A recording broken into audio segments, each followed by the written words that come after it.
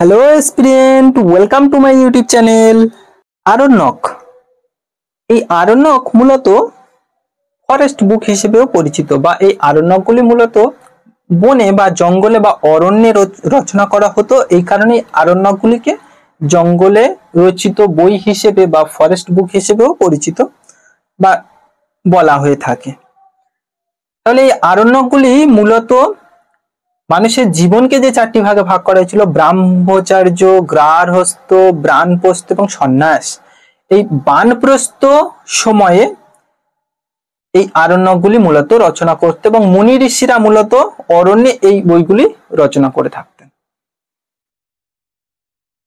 বেদাঙ্গ, এই বেদাঙ্গ মূলত বেদের অঙ্গ, লাইম অফ দ্য বেদস, অর্থাৎ বেদের অঙ্গগুলিকে বলা হতো বেদাঙ্গ। এই বেদাঙ্গ বলার কারণ বেদ বা বেদ যে চারটি বেদ রয়েছে, ঋক, সাম, যজুর এবং অথর্ব, এই চারটি বেদ রচনার ঠিক পরে পরেই এই বেদাঙ্গ গ্রন্থগুলি বা এই গ্রন্থগুলি রচনা করা হতো বলে ওই কারণ এই গ্রন্থগুলির নাম বেদাঙ্গ রাখা হয়েছে।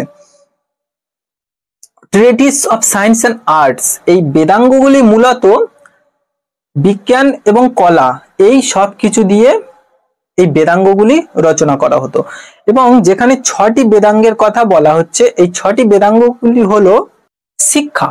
এই শিক্ষা বেদাঙ্গটি হলো ডিলস উইথ প্রনাউন্সিয়েশন, অর্থাৎ এই শিক্ষা বেদাঙ্গটি বিশুদ্ধ উচ্চারণ সম্পর্কে লেখা রয়েছে। এরপর ছন্দ, এই ছন্দ বেদাঙ্গটি ম্যাট্রিক্স বা বেদের ছন্দ সম্পর্কে জ্ঞান বা ধারণা দিয়েছে এই ছন্দ বেদাঙ্গটিতে। এরপর ব্যাকরণ, ব্যাকরণ, এই ব্যাকরণ বেদাঙ্গটিতে গ্রামার সম্পর্কে ধারণা রয়েছে। নিরুক্ত, এই নিরুক্ততে শব্দের উৎপত্তি বা ইটমোলজি সম্পর্কে ধারণা রয়েছে। এবং জ্যোতিষ, এই জ্যোতিষ বেদাঙ্গটিতে অ্যাস্ট্রোনমি সম্পর্কে রয়েছে। কল্প, এই কল্প বেদাঙ্গটি ডিলস উইথ রিচুয়ালস, অর্থাৎ যজ্ঞের যে সমস্ত বিধানগুলি রয়েছে সেই সম্পর্কে কল্প বেদাঙ্গতে তথ্য রয়েছে। পাণিনির অষ্টাধ্যায়ী, যেটি ব্যাকরণ গ্রন্থ 4th সেঞ্চুরিতে লেখা হয়েছে। তাহলে অষ্টাধ্যায়ী পাণিনির লেখা, যেটি ব্যাকরণ গ্রন্থ 4th সেঞ্চুরিতে লেখা হয়েছে। তাহলে পাণিনি ছিলেন 4th সেঞ্চুরির একজন ব্যক্তি। তাহলে 6টি বেদাঙ্গ: শিক্ষা, ছন্দ, ব্যাকরণ, নিরুক্ত, জ্যোতিষ এবং কল্প।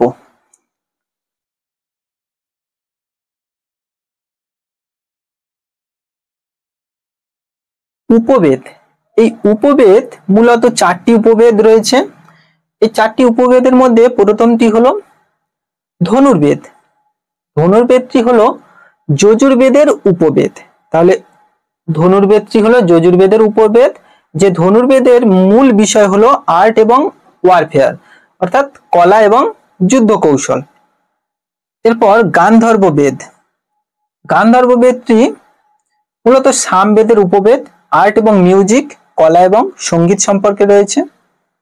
শাস্ত্র, এই শাস্ত্র উপবেদটি অথর্ববেদের অংশ বা অথর্ববেদের উপবেদ। এখানে মিলিটারি টেকনোলজি সম্পর্কে ধারণা দেওয়া রয়েছে।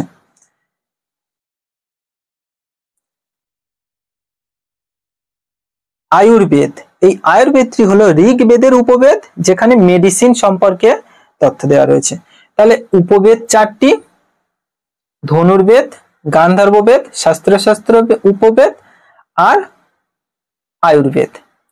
ফিলোসফি বা দর্শন, তাহলে প্রাচীন ভারতীয় যে সমস্ত দর্শন রয়েছে সেই সমস্ত দর্শনগুলিতে মূলত 6টি ভাগে ভাগ করা হয়েছিল। এই 6টি ভাগ হলো ন্যায় দর্শন বা ন্যায় দর্শন। এই ন্যায় দর্শনটি অ্যানালিসিস সম্পর্কে বা অনুসন্ধান সম্পর্কে। এই ন্যায় দর্শনটির লেখক হলেন গৌতম। বৈশেষিক দর্শন, হ্যাপিনেসেস, অর্থাৎ কিভাবে জীবনে সুখী হওয়া যায় সে সম্পর্কে কনাদের লেখা বৈশেষিক দর্শন। সংখ্যা দর্শন, মেন্টালি অ্যান্ড ফিজিক্যালি, অর্থাৎ মানসিক এবং শারীরিক যন্ত্রণা থেকে মুক্ত হওয়ার উপায় সম্পর্কে রয়েছে সাংখ্য দর্শনে কপিলের লেখা। যোগা দর্শন অ্যাপ্লিকেশন সম্পর্কে, অর্থাৎ জীবনের যে লক্ষ্য সেই লক্ষ্যে পৌঁছানোর জন্য যে সমস্ত দিক বা যে সমস্ত ধাপগুলি বা যে সমস্ত পদক্ষেপগুলি গ্রহণ করা হয় সেই সম্পর্কে যোগা দর্শন। পতঞ্জলির লেখা পূর্ব মীমাংসা, এই পূর্ব মীমাংসাটি বৈদিক থিঙ্ক অ্যান্ড প্রবলেমস, অর্থাৎ বৈদিক বিভিন্ন চিন্তা ভাবনা এবং বিভিন্ন সমস্যা নিয়ে আলোচনা করা হয়েছে, যেটি মহর্ষি জৈমিনীর লেখা পূর্ব মীমাংসা। উত্তর মীমাংসা, এই উত্তর মীমাংসাটি নন গড, অর্থাৎ ঈশ্বর সম্পর্কে মানুষের যে জ্ঞান বা ঈশ্বরকে জানার যে মানুষের যে ইচ্ছা সেই সম্পর্কে রয়েছে উত্তর মীমাংসাতে। মহর্ষি ব্যাস এই উত্তর মীমাংসা দর্শনটি লেখক। তাহলে প্রাচীন ভারতে যে 6টি দর্শন রয়েছে, এই 6টি দর্শন হলো ন্যায় দর্শন গৌতমের লেখা, বৈশেষিক দর্শন কণাদের লেখা, সংখ্যা দর্শন কপিলের লেখা, যোগ দর্শন পতঞ্জলির লেখা, পূর্ব মীমাংসা জৈমিনীর লেখা এবং উত্তর মীমাংসা মহর্ষি ব্যাসের লেখা। এবং এই যে দর্শন 6টি দর্শন, এই 6টি দর্শনের মূল বিষয়বস্তু কি সেগুলো সম্পর্কেও এখানে রয়েছে। পুরাণ, এই পুরাণগুলি বা পুরাণ গ্রন্থগুলি মূলত মাইথোলজি, কসমোগনি, ভেরিয়াস লিজেন্ডস, ফক বিলিফ, ল কোড, মিসলেনিয়াস টপিকস, অর্থাৎ এই পুরাণ গ্রন্থগুলি বিভিন্ন পৌরাণিক তথ্য, সৃষ্টি রহস্য, বিভিন্ন কিংবদন্তি, লোক বিশ্বাস, আইন, কোড, বিভিন্ন বিষয় সম্পর্কে এই পুরাণ গ্রন্থটিতে আলোচনা করা হয়েছে।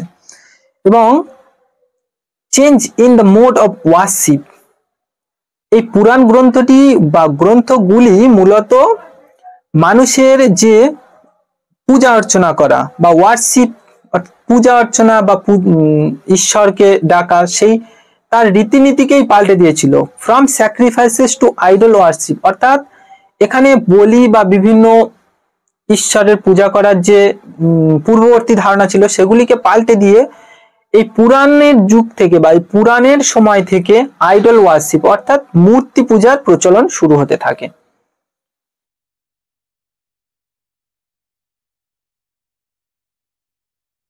Visual appeal of ideas against worship of ideas, তাহলে এই সময় দেখা যায় বা মূর্তি পূজার প্রচলন তো শুরু হলো বিরুদ্ধে, কার বিরুদ্ধে? ওয়ার্শিপ অফ আইডিয়াস বা তথ্য নির্ভর, যে আগে যেমন যে সমস্ত ঈশ্বর বা বিভিন্ন যাগযজ্ঞ করা হতো সেগুলোর বিরুদ্ধে মূর্তি পূজার প্রচলন শুরু হলো। এবং এই যে পুরাণ বলছি, এই পুরাণ মোট কিন্তু 18টি রয়েছে। এই 18টি পুরাণে বিভিন্ন তথ্য রয়েছে এবং বিভিন্ন পৌরাণিক কথা বা পৌরাণিক গল্প দিয়ে তৈরি এবং বিভিন্ন তথ্য, কিংবদন্তি, বিভিন্ন কোড ইত্যাদি রয়েছে। এই 18টি পুরাণগুলি হলো ব্রহ্মপুরাণ, বিষ্ণু পুরাণ, শিব পুরাণ, পদ্ম পুরাণ, শ্রীমদ্ ভাগবত পুরাণ, অগ্নি পুরাণ, নারদ পুরাণ, মার্কণ্ড পুরাণ, ভবিষ্য পুরাণ, লিঙ্গ পুরাণ, বরাহ পুরাণ, বামন পুরাণ, ব্রহ্মবৈতীয় পুরাণ, স্কন্দ পুরাণ, সূর্য পুরাণ, মৎস্য পুরাণ, গরুড় পুরাণ এবং ব্রহ্মাণ্ড পুরাণ। তাহলে এই 18টি পুরাণ আমরা নামগুলি জানলাম। আমাদের শুধু জানা দরকার যে পুরাণ মোট হলো 18টি। সূত্র, এই সূত্র গ্রন্থগুলিকে 3টি ভাগে ভাগ করা হয়েছে। এই সূত্র গ্রন্থগুলি, প্রথমটি হলো সৌন্ত সূত্র। সৌন্ত সূত্র কি? বা এই সৌন্ত সূত্র মূলত dealing with large public sacrifices, অর্থাৎ বিশাল বড় আকারের জনসমক্ষে বা বিশাল বা প্রচুর মানুষের সমাগমের মধ্যে বিশাল বড় আকারের যে বলিদান সেই সম্পর্কে রয়েছে সৌন্ত সূত্রতে। গৃহসূত্র, এই গৃহসূত্রতে রয়েছে rituals connected with birth, naming and marriage, অর্থাৎ এই গৃহসূত্রতে জন্ম, নামকরণ করা এবং বিবাহ সম্পর্কে তথ্য রয়েছে। এবং ধর্মসূত্র, এই ধর্মসূত্রতে explain social and local customs. এই ধর্মসূত্রতে সামাজিক এবং স্থানীয় প্রথার সঙ্গে যুক্ত রয়েছে এই ধর্মসূত্রগুলি। তাহলে সূত্র গ্রন্থ তিনটি: সন্তসূত্র বৃহৎ আকারের বলিদান সম্পর্কে, গৃহসূত্র নামকরণ করা, জন্ম এবং বিবাহ সম্পর্কে, ধর্মসূত্র সামাজিক এবং স্থানীয় প্রথা সম্পর্কে। এপিক বা মহাকাব্য, এই মহাকাব্য আমরা জানি দুটি মহাকাব্য রয়েছে। মহাভারত যেটি বেদব্যাসের লেখা, এবং এই মহাভারতে 1,00,000 শ্লোক রয়েছে, যেটি রামায়ণের থেকেও পুরানো। রামায়ণের থেকেও পুরানো বলা হচ্ছে এই কারণে, কারণ মহাভারতটি এত বিশাল হওয়ার কারণ হলো মহাভারতটি একেবারে রচনা করা হয়নি, বিভিন্ন সময়ে ভাগ ভাগ করে রচনা করা হয়েছে, এবং এই ভাগ ভাগ করে রচনা করা হওয়ার কারণে প্রচুর পরিমাণে সময় লেগেছে, বা বৃহৎ লম্বা সময় ধরে এই মহাভারত রচনার কাল চলেছিল, যে কারণে এই মহাভারতটি রামায়ণের চেয়েও পুরানো হিসেবে ধরা হয়। এবং এই মহাভারতে 1,00,000 শ্লোক রয়েছে এবং 18টি পার্ট বা অধ্যায় রয়েছে। তাহলে মহাভারতের অধ্যায় 18টি। আমরা জানি গীতার অধ্যায়ও 18টি, কারণ মহাভারতে যে যুদ্ধ হয়েছিল কৌরবদের এবং পাণ্ডবদের, সেই যুদ্ধে 18 দিন হয়েছিল, সেই 18 দিন অনুযায়ী গীতার 18টি অধ্যায়, এবং আমরা এটিও জেনে রাখবো যে মহাভারতেরও 18টি অধ্যায় রয়েছে। রামায়ণটি বাল্মীকির লেখা, যেখানে 24,000 শ্লোক রয়েছে, প্রাকৃত ভাষায় লেখা ছিল, এবং 350 BC-তে এই রামায়ণটি লেখা হয়েছিল, যেখানে 7টি খণ্ড রয়েছে। তাহলে রামায়ণে 24,000 শ্লোক রয়েছে, 7টি খণ্ড রয়েছে। রামায়ণ বাল্মীকির লেখা, 24,000 শ্লোক রয়েছে, প্রাকৃত ভাষায় লেখা, 350 BC-তে এটি রচনা করা হয়েছিল, এবং 7টি খণ্ড রয়েছে। মহাভারতে 18টি অধ্যায়, রামায়ণে 7টি খণ্ড।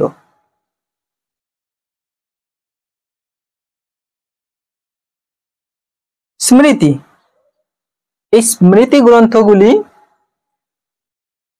ধর্মশাস্ত্র is the older other name for the smriti law বুক। তাহলে এই ধর্মশাস্ত্রগুলির অন্য নাম হলো স্মৃতি বা স্মৃতি গ্রন্থ, যেগুলি আইন সম্পর্কে লেখা রয়েছে। ইম্পর্টেন্ট স্মৃতি, অর্থাৎ যে সমস্ত গুরুত্বপূর্ণ স্মৃতি গ্রন্থগুলি রয়েছে সেগুলি হলো মানব ধর্ম শাস্ত্র, যেটিকে মনুস্মৃতি বলা হয়, বিষ্ণু ধর্মশাস্ত্র, যজ্ঞবল্ক স্মৃতি, নারদ স্মৃতি, এগুলি রয়েছে, এবং আরো অনেক স্মৃতি গ্রন্থ রয়েছে, যার মধ্যে এই মানব ধর্মশাস্ত্র বা মনুস্মৃতিটি খুবই গুরুত্বপূর্ণ। মনুস্মৃতি সবচেয়ে প্রাচীন এবং সবচেয়ে বিখ্যাত। মনে করা হয় যে মনু ছিলেন প্রথম রাজা, এবং তিনি প্রথম আইন সম্পর্কে আলোচনা করেছিলেন, বা আইন সম্পর্কে একটি গ্রন্থ বা রচনা করেছিলেন, যেটি মনুস্মৃতি হিসেবে পরিচিত, এবং পরবর্তীকালে এই মনুস্মৃতিকে কিন্তু আইন বা বৃহৎ আকারে আইন হিসেবে মান্যতা দেওয়া হয়েছিল। তাহলে আমরা কমপ্লিট করলাম বৈদিক যুগ। যদি কারোর এই বৈদিক যুগ, যেখানে ঋগ বৈদিক এবং পরবর্তী বৈদিক যুগ সম্পর্কে আলোচনা করা হয়েছে, এই বৈদিক যুগ সম্পর্কে যদি কারোর কোনো ডাউটস থাকে, অবশ্যই কমেন্ট সেকশন তোমাদের জন্য খোলা রয়েছে। Thank you for watching this video.